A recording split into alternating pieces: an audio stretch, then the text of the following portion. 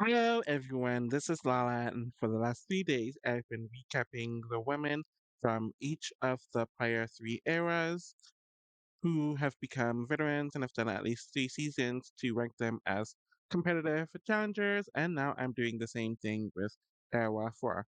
There are less women in Era 4 because it's the most recent era, and a lot of them didn't do many seasons, so this will be shorter than the rest, but I am looking forward to seeing this list updated because there are a few additions to the list, and some of the others who are already on this list have done more seasons. So this list is definitely going to change quite a bit. And now we are in the final era that is era 4. Obviously, this is when they started expanding outside of MTV to variety results. I do think overall the era 4 women are stronger than at least the era 3 women, but there's not enough data since there's only been like 11 seasons since the earliest women of this era debuted, and a lot of the longtime veterans are still on the show, so they didn't have time to really grow in the same way. Anyways, these first five that are out, generally, some of them have success. Some of them definitely have some deep runs, but usually there's something missing in their games, and the bottom few, there's just not a whole lot there. At 16th is Sofia Jimenez, who competed on Argentina World Championship and Battle for a New Champion. So there's not a whole lot to say about her. She only did 3 seasons. She was an early boot on all of them. The furthest she lasted was on Argentina, where she was still like the third or fourth boot. Um, World Championship, she was booted second. Yeah, I think she was booted second, if I remember, first or second. She was booted very, very early on World Championship, and she was the second woman eliminated on Battle for a New Champion. She has a 0-3 elimination record, meaning that she lost all three of the eliminations that she's been in, never made it deep, never even made it past the early phases of the season. But 14th is At 15th is Zara Zafani, who competed on UK World Championship and Battle for a New Champion. I don't. I think people would have her higher, and I had her here last time. Yes, she did make it to the end on Yuki, and she was the runner-up. When you look at the format of that season, there was only like 4 rounds. It was much shorter than all the other seasons, and I think like half of the cast made it to the final. So yes, I do give her credits. The format's still weaker than most challenge seasons. So yeah, and even outside of that World Championship, I think she was booted like fourth at like a third way through the season. So there is that. And the Battle for a New Champion, she did make it relatively deep. I'll give her props there. She just missed the end game. And it was there where she won a whole lot of dailies throughout this season. She was one of the best performing women there. So she does have a 0-2 elimination record, so she lost all two of the eliminations that she has been on. And yeah, there's just not much there. There's only so much that a runner up position on a very shortened season could do. She had an okay Battle for a New Champion, but not endgame worthy. At 14th is Tula Fessa Curly, who competed on War of the Worlds 2, Total Menace, Double Agents, Spice Lives and Allies, Battle for a New Champion, and All Stars Rivals. So she is someone that they're clearly putting a lot of effort into, especially during her medal run on the show. She was booted immediately on War of the Worlds 2. She was the first woman who was properly eliminated there. Total Madness, did she make it halfway through the season? Um, Halfway or a bit before halfway through the season, she was taken out there due to a foot injury. Double Agents is arguably her best season. She won an elimination. She won a few dailies on that season, and she was booted right before the final. This kind of continued on Spice Lines and Allies. She was with the Veteran Alliance, though she was kind of at the bottom of it because a lot of them didn't trust her, and she was closer to the rookies as well. Not as standout on Spice Lines and Allies, if I'm remembering correctly. For a new champion, she was seen as a veteran, kind of, but the social game just wasn't there. The political game wasn't there. She was thrown in over and over again, and she was booted a bit before the halfway mark on that season. And then All Stars 5 was just a forgettable season all around. She's booted like a bit before the halfway point of the season there. So she won a few dailies, not much. Her elimination record is poor. She won three but lost six, so she has a 33% success rate. And that definitely explains why she has never made it to a final and rarely has deep runs. At 13th is Kaylee Morris, who competed on Vendetta's, Final Reckoning, and War of the Worlds 2. So she's only done three seasons and she's never made it to a final. But she's had very deep runs on Final Reckoning and War of the Worlds 2. She quit Vendettas when she most likely would have made it deep into that season as well. So she's never someone who's eliminated early, but she's never made it to a final as well. Her elimination record is 3-1, which is 75%. But when you look at all of her elimination wins, they're with Cam. So you could attribute this a lot more to Cam, but you could also attribute this to her being a good listener as she listened to Cam. And all of her eliminations were in Final Reckoning. So she's rarely in eliminations, so that's good. It's not a negative elimination record. I just think the thing with her is that it's hard to attribute things that she solely did. She was decent politically, especially on her last season. I will give her that props. But when it comes to individual accomplishments, not a whole lot is there. And the record in itself is a bit misleading once you get into the deeper details. At 11th is okay, so the next set of women I think all have decent to solid talent careers, even though many of them didn't get the chance to do a whole lot of seasons, or at least at this point as I'm recording this.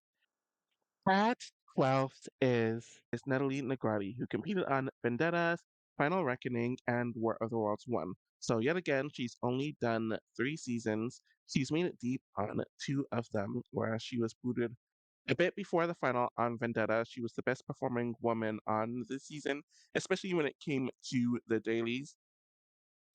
Final Reckoning, yes, she made it to the final on, but let's be real. She was in the Redemption House for most of the season. She and Polly did win a few dailies once they came back into the house and got third because she ran the wrong way. And then War of the Worlds one just wasn't a good season and she was booed early.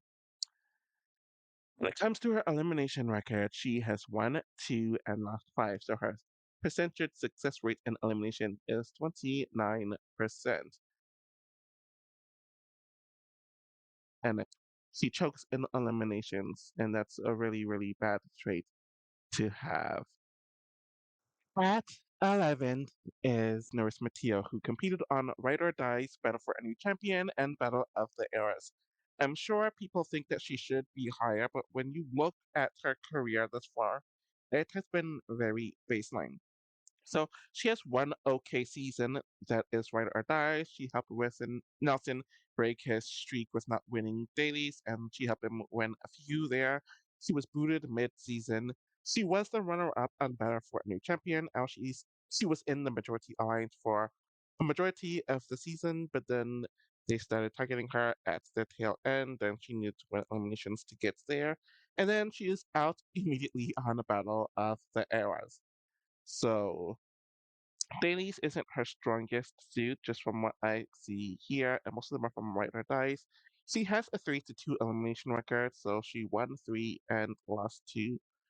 So she has a 60% success rate, but when you look at her elimination wins, they're all in the Excel format. So she needs to diversify the type of eliminations that she wins. At 10th is Devon Rogers, who competed on Final Reckoning, War of the Worlds 1, and All Stars Rivals. So, Final Reckoning, um, she's the beneficiary of the redemption twist, obviously, where she and Jose were booted immediately, Polly and Natalie were booted right after them, and they kept on saving one another with the double cross. She got into the house twice, and then was booted two more times, but she was booted around the two-thirds portion of the season, so a meh season, really. The Worlds 1, she showed that she could keep up with the Uber vets and the Uber competitors on the season as she won a few eliminations. She won a few dailies on of the Worlds 1 as well. I forgot about that. And she was booted at the Purge right before the final. And then All Stars Rivals, she was partnered with Shane. They kind of played the middle for a bit. They weren't involved in a lot of the messiness. They were kind of under the radar, but they're both working with different sides of the house and they brought their information together. They won when they needed to, which wasn't often. They got to the final and they're very, very, very, very, very close to winning the season.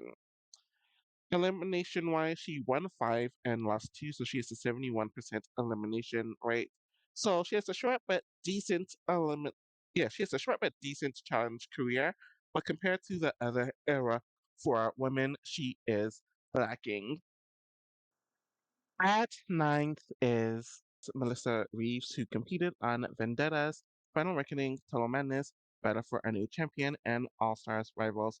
Honestly, I could be argued into moving her down, but I'm going to keep her here for now, especially because she's the first one on this list who's been to two finals, and I do think that says something, especially with the era for women who don't get the chance to be on many seasons or they have it so far. So her making it to two finals definitely deserves a decent placement on the list.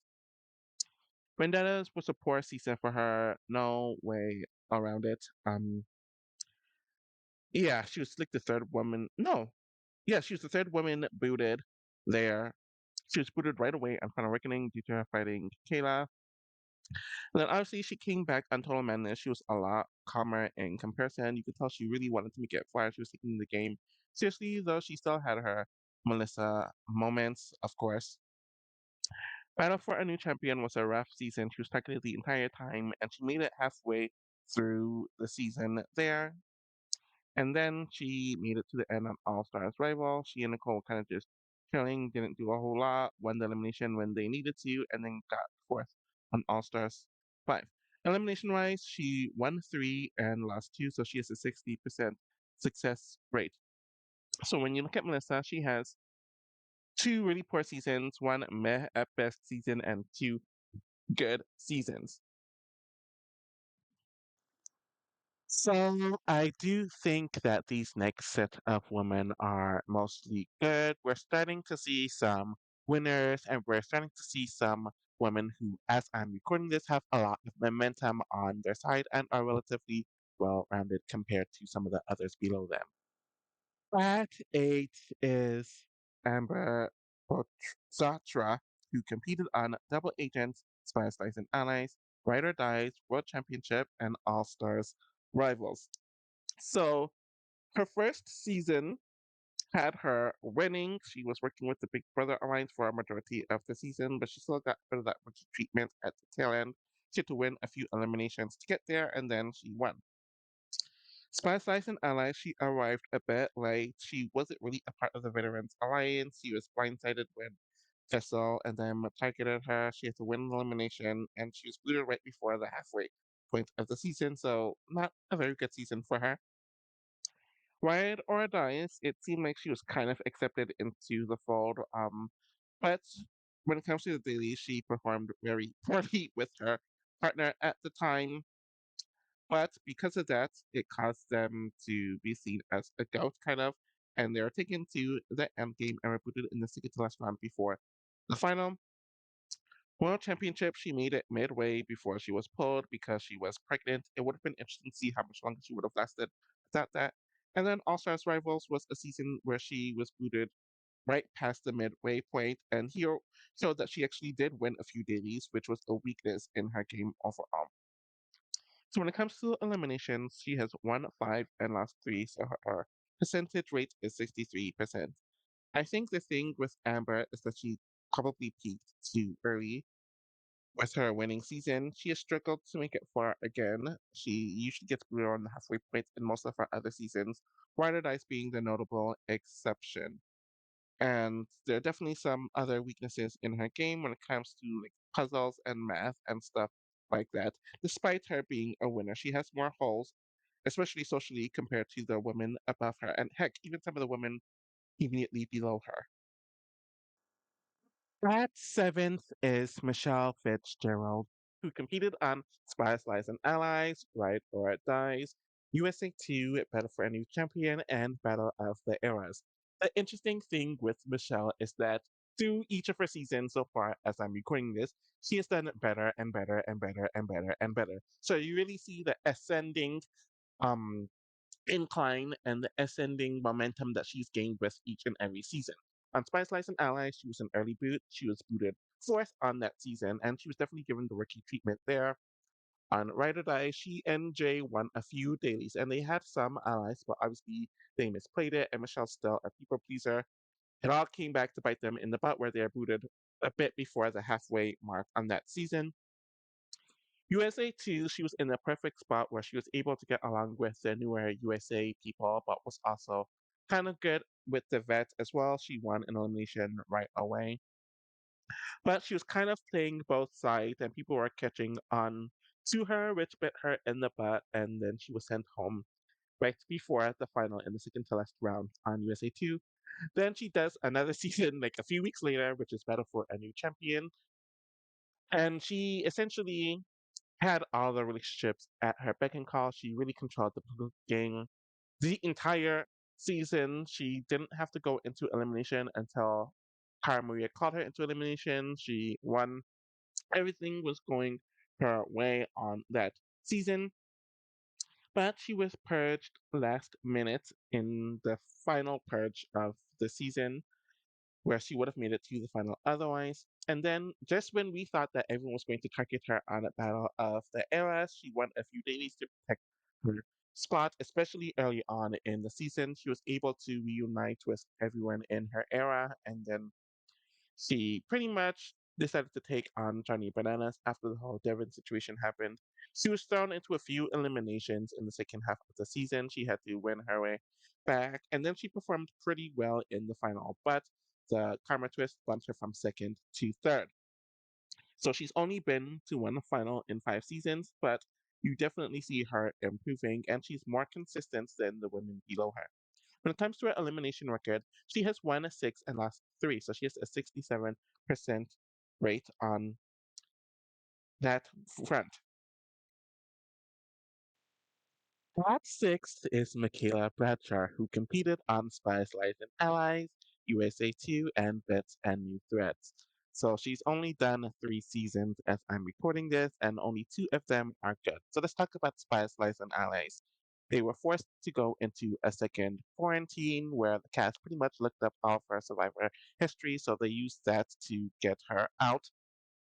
She came back on USA too. She didn't really have much connections. In a lot of ways, she herself was a newbie, but she was able to get her alliance. She was able to make certain deals with certain vets, and she just started performing really, really well in the dailies on that season, which will be a consistent thing for her career thus far. She won when she needed to, and then she got to her first final, but an injury took her out, hence her placing third there. On Vet and New Threat, it was kind of the same thing too. She formed her alliance with her people. She was very transparent with people. She just started doing well in a lot of the dailies. Yet again, so dailies are her strong suit, which you'll notice through these 2 seasons. When she needed to go into elimination, she went and she won them, and she got third yet again on Vet and New Threats. So daily, she's very good at elimination wise. She has the 3-1 record, meaning that she won three and lost one. Her percentage rate is 75%. My thing with her is I don't know if she can win a final since she has two third places. Not last, but not first or second. So that is kind of something that we definitely need to look out for. And her social game's always pretty mixed, but she's the type where she sticks with her people. She doesn't overpromise, and she does have that cutthroat nature needed, and she does have that winning spirit in comparison. So at fifth is the Nguyen who competed on War of the Worlds 1, War of the Worlds 2, and Total Madness. So she has made it very deep in all of the seasons that she has been on, which is very impressive. On War of the Worlds 1, she was partnered with West, and she was individual. She was one of the best women performers in the dailies that season, so that's good for her. She got booted in the final traditional elimination of the season, so before the final, but there was a purge afterwards, so she was booted in the end game on her first season. War of the Worlds 2 is arguably her weakest season, which is interesting because that's the season she won. She was well positioned in her alliance. She kind of rode that to the end. She didn't see an elimination that entire season, and she performed well in the final, even though her teammates doubted her. And then on Total Madness, you could definitely tell she had that cocky nature to her, but she won when she needed to. That refers to the dailies and the eliminations. She was playing a lot more cutthroat this season, and she made a lot of unnecessary moves that definitely built a target on her back. But she won when she needed to. It wasn't until the very last elimination that she was taken out by Jenny. So, like Michaela, she's a very strong performer in the daily, so that's a consistent trait of hers. And then with the eliminations, she won three and lost two. So she has a 60% elimination rate. So during her short career, she is held up pretty well. But she only has one finals appearance and two endgame appearances.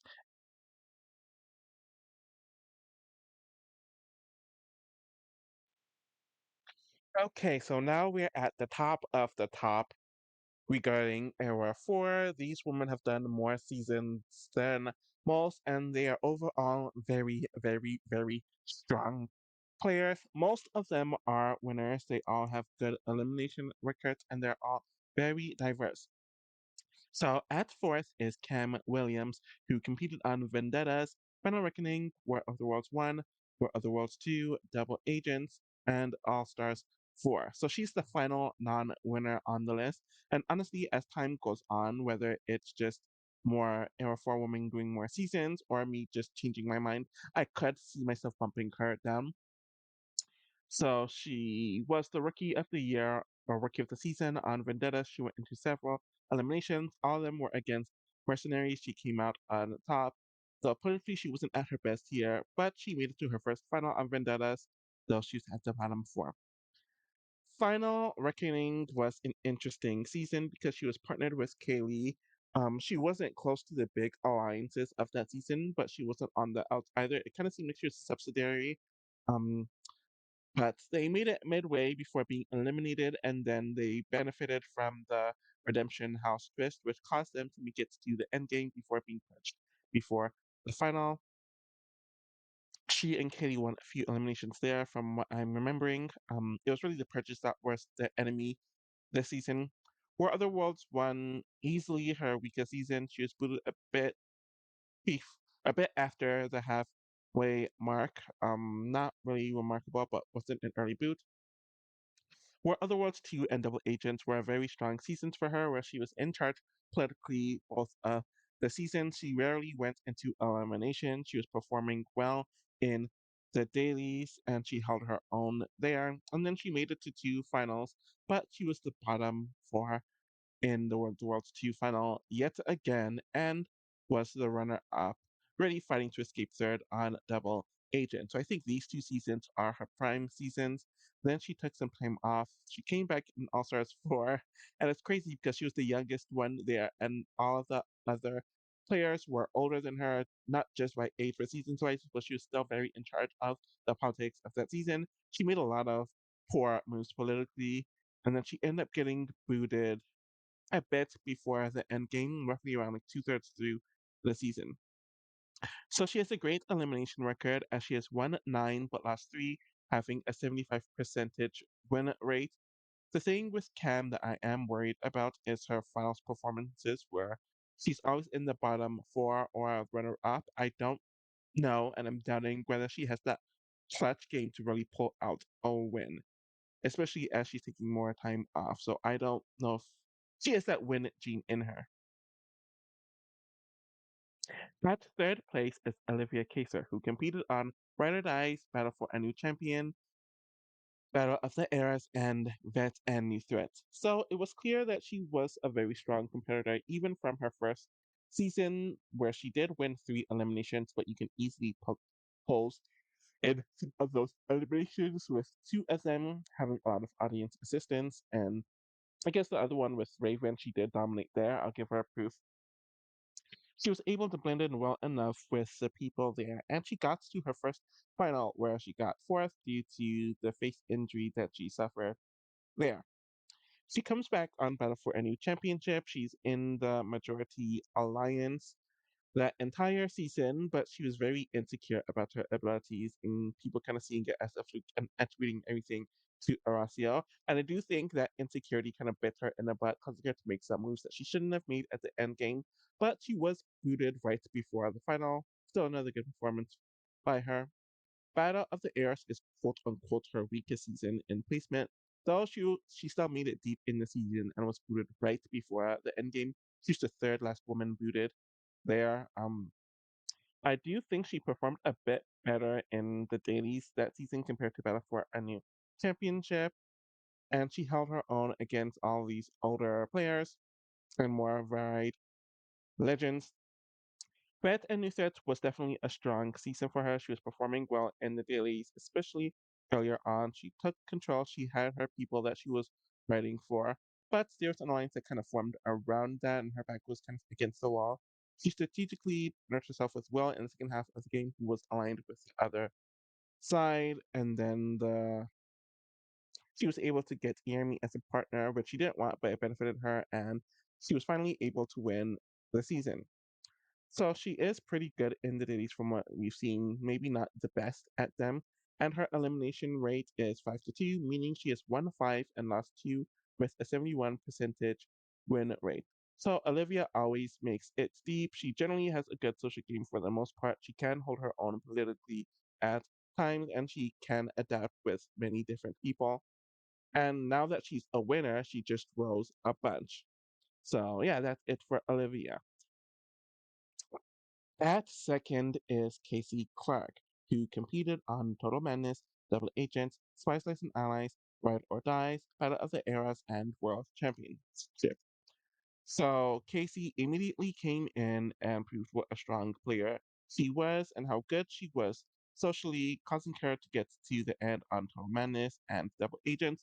Though I will say for those seasons, she definitely benefited from the Skulls twist, where she was seen as too strong of a player to against an elimination, and she didn't get the rookie treatment on Total Madness, especially due to this. And then obviously she had a few big brother people that she was aligned with there.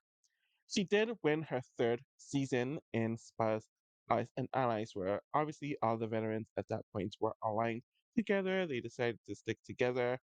You could argue that her performance in the final wasn't that good because she benefited from a partner switch just because she performed poorly in the first day, but she got the win. That's something that most others don't have.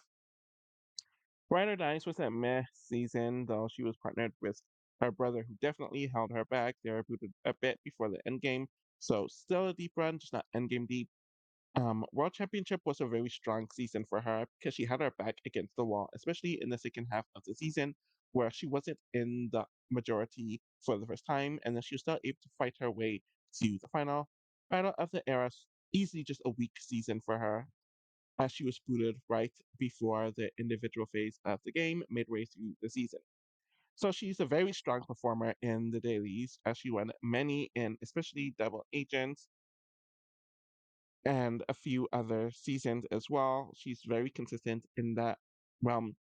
And then when it comes to eliminations, she has won 7 and lost 3, so she has a 70 percentage win rate there. Overall, a very consistent player and definitely one of the strongest that we have seen, especially in the modern day, and she's also a winner. So at number one is Jenny West, who competed on War of the Worlds 2, Total Madness, and Battle of the Eras. So it's crazy that someone who only did 3 seasons topped the list for the Era 2 woman, but she's just a strong player. She was easily the rookie of the season on War of the Worlds 2, where all the women were scared crapless of her, and despite her team losing, they kept her on because they saw her as a worthy player. Ultimately, her alliance and also teams kind of ran out of numbers, so they threw her in right before the end game, and then she lost to Tori. She saw the mistake that she made in that elimination. She came back for Total Madness, and she was essentially unstoppable. She won a few dailies on that season. She was in elimination a few time, she had her alliances and she had an easy win on Total Madness, despite some off moves of hers at the end. She doesn't come back until a few years later in Battle of the Eras, where she was kind of on the outs of the Era 4 team because they all had stronger connections to one another. So she decided to work with a lot of the older people. She did get into a few eliminations that she did win, and then she started performing in the dailies. And then ultimately, she just steamrolled the final and she got her second win. So obviously, her winning 2 seasons is why she is number one on this list. And they're two individual wins. So that's even more impressive. Her elimination rate is 5-1. So she won five and lost one, which is an 83 percentage. And I think that's the highest out of everyone here. That's done like more than three. Dating she's good at, but not the best. Socially, it's also not the best, but when you're so dominant in other ways, it really doesn't matter. So, yeah, Jenny's number one.